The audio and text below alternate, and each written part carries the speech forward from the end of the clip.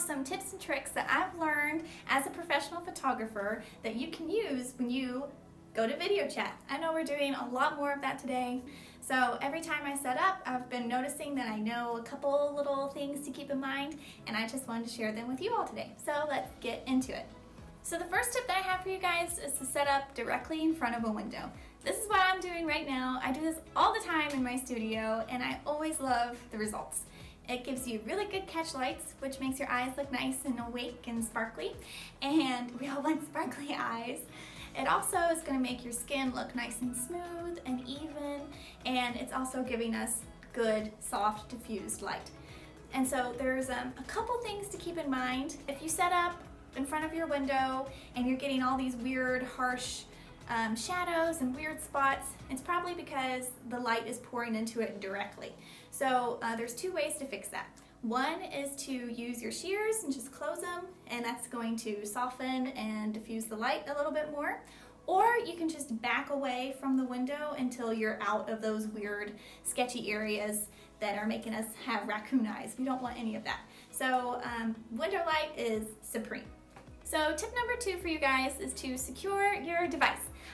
Whatever you're going to be using, if you're going to be using your phone, if you're going to be using your laptop or even your iPad, just make sure it's nice and steady and stable, and it's not going to be moving around.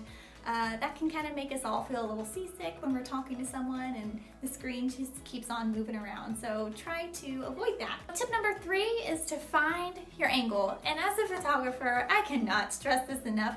Please find your angle. Please remember to keep your phone eye level or bonus points if you bring it up a little bit higher. So that's just more flattering for everyone's face shape. It doesn't matter who you are, you're gonna look better if your phone is eye level or above.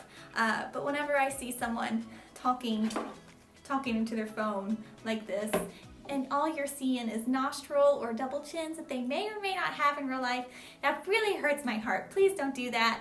It's not necessary, so just keep that in mind. Number 4 is to declutter your background. And by that, I mean we don't want all these little distractions.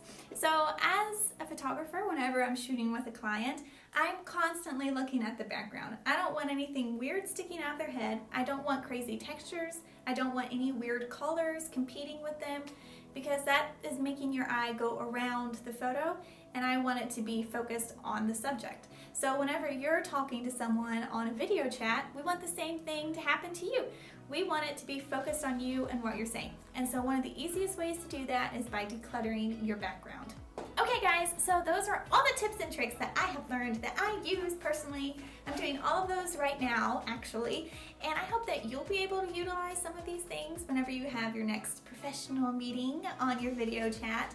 But also, you know, since I can't be there in person doing this for you guys, this is what I have to share with you all, and I hope that it helps you and that you enjoyed it. So let me know if these tips and tricks worked for you, and I'll talk to you soon. Bye.